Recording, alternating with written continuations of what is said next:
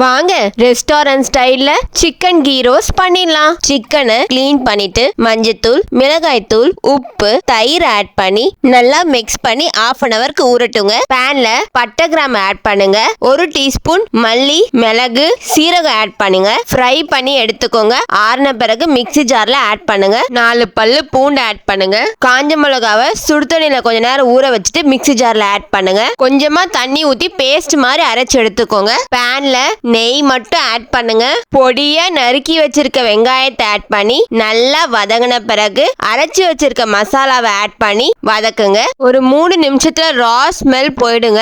லைட்டா நெய்யும் பிரிஞ்சு வரும். இந்த டைம்ல சிக்கனை ஆட் பண்ணுங்க. லைட்டா உப்பு ஆட் பண்ணி மசாலாவோட நல்லா மிக்ஸ் பண்ணிட்டு கொஞ்சமா தண்ணி ஊத்தி மூடி வச்சிருங்க. 10 மினிட்ஸ் கழிச்சு ஓபன் பண்ணி பாருங்க. சிக்கன் வெந்துட்டு இருக்கும். இப்போ கார்னிஷ்க்கு கொத்தமல்லியும் கொஞ்சமா லெமன் ஆட் பண்ணி மிக்ஸ் பண்ணி விடுங்க. Spicy ghee chicken masala ready ஆயிடுச்சு. நீங்களும் ட்ரை பண்ணிட்டு எனக்கு கமெண்ட் பண்ணுங்க.